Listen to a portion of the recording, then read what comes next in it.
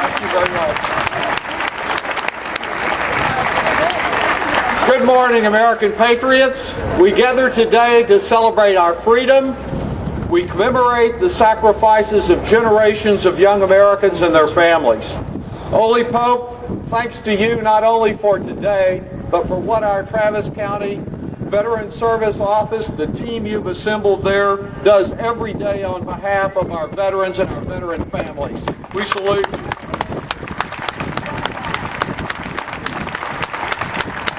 You know, we have another reason for pride here in Austin with the announcement recently by USAA and military.com that of 379 communities across the country, Austin was in the top 4 as the best places anywhere for military retirees to launch a second career.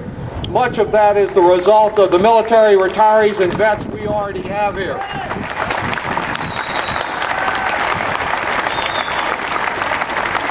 This is a day of commemoration, of memory, of education of our youth and our neighbors about the commitment that we are honoring. We extend this special thanks to those vets who fought in a vast desert and came out big winners against a menacing aggressor. Their Gulf War service has become part of a great American tradition. Just before July 4th this year, I honored Benjamin Mendoza. After being wounded in an explosion near a battle in Manila, he was encouraged to fill out the paperwork and receive his medals. In World War II, he responded, "I came here to help win a war, not trying to be a hero." After the war and an extended Army career and a GI Bill college education, he became a bilingual teacher. Only this year, more than 50 years after he was wounded, did he receive the full recognition that he earned, surrounded by smiling children and grandchildren as we pinned on his Bronze Star. And sometimes he deserves a round of applause. He is a hero. You know, sometimes the living get confused with the dead, as I found out recently from one veteran who had tried so hard to convince the VA and the Social Security that he was still alive to get his benefits. Finally, we got involved and were able to convince them that yes, he was still there. He deserved those benefits that he had earned. Often the most meaningful work is not done among the millions and the billions in Washington, but working with one veteran's family, deserving after another. Our recognition is very important today. The medals, the speeches, this ceremony.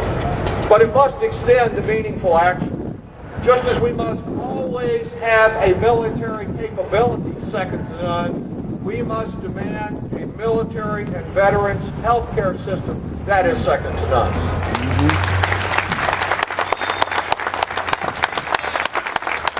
Slowly, ever so slowly, the largest outreach clinic in the country is going on not that far from the Montopolis Clinic, and I hope we all live to see its completion.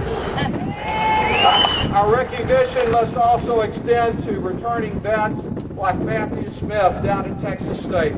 He's using the GI Bill for the 21st century so that he can be a leader and a role model like so many of you and achieve his full God-given potential.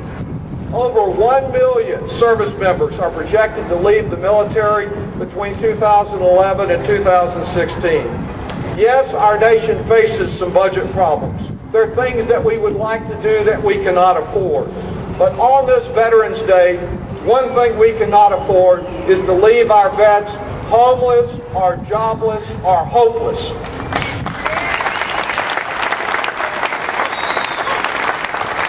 On the battlefield, the military pledges to leave no soldier behind.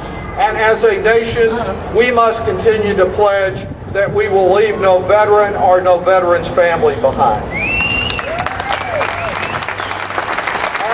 As this so-called super committee in Congress does its work, let's remember that we cannot expect to get the super service members in the future to defend America if we breach the old promises of retirement and health care security, the promises that were relied upon by the heroes that we celebrate today.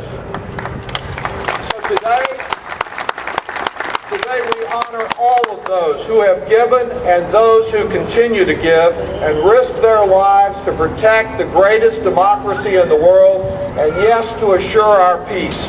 Their sacrifice is immense. Our gratitude is profound. Have a great Veterans Day. Cool.